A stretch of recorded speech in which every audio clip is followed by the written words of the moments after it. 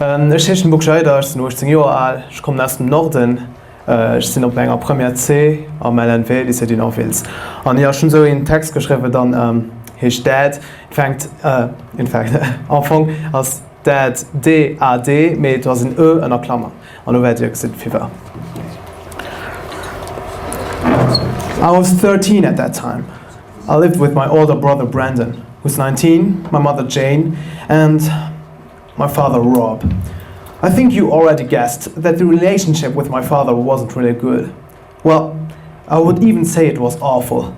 And it wasn't only for me, but also for my mom and my brother. He gave us all a hard time.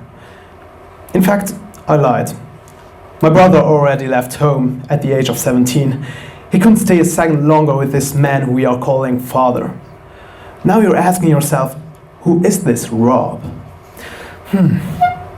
Let me explain why we hate him so much. First of all, he doesn't care about us.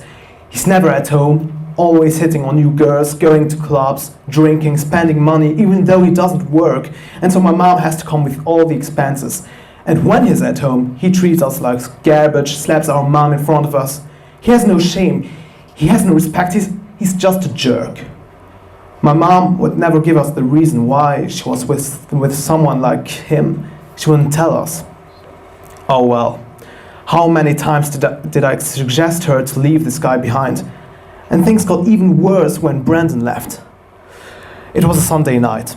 He had one big argument with Rob, and I still don't know exactly what happened because I locked myself in my room and began to cry and cry, so I couldn't hear their screams going all over this dark and empty house. I just hoped that this nightmare would have an end. I just want that this father of mine could leave us forever. But instead, my brother left. Such a coward. So my father became more and more aggressive. 2 years have passed. I had another friend. Her name was Sally. She was always nice, cheerful, cute. She was an angel. She was 17 at that time, so she was like an older sister to me. Why do I tell you this? The answer is very simple.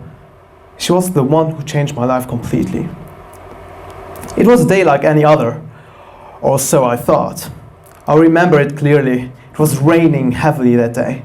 I wanted to go to bed, it was 11 p.m., but suddenly I heard a scream of my mother that I've never heard before. I rushed to the living room and I saw this cruel scenery. My mother was laying down, blood coming out from her nose, and Rob standing there with his hand lifted up. I didn't know what to think. What to do about this? I ran into my room, took my phone and called my friend Sally. I couldn't even say a whole sentence. I was stuttering and crying. I only told her, please, help. I can't anymore. Please, Sally, take me out of this nightmare. And she said, I will. I went to sleep after this. I thought at first that she said it just to ease my suffering a little bit, but as it appears, she was dead serious. The following day, after I finished school, I saw a bunch of police cars and an ambulance in front of my house.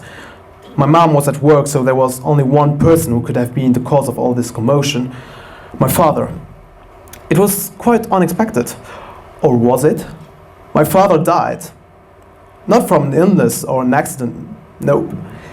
He was murdered. The killer got directly arrested, as apparently he stayed with my father after killing him. From that day on, I never heard anything about Sally nor about my brother, until now. So, I'm 24 right now. After my dad left, it was very peaceful at home with my mom. Now I'm studying architecture and I'm living in a small apartment. So today I decided to visit, after so many years, the killer of my dad. I went to the prison and asked permission to talk with him. I saw him. He was right in front of me, the one who saved me. There was one small moment where we looked at each other, and then I broke the silence with tears in my eyes. Thank you, Brandon.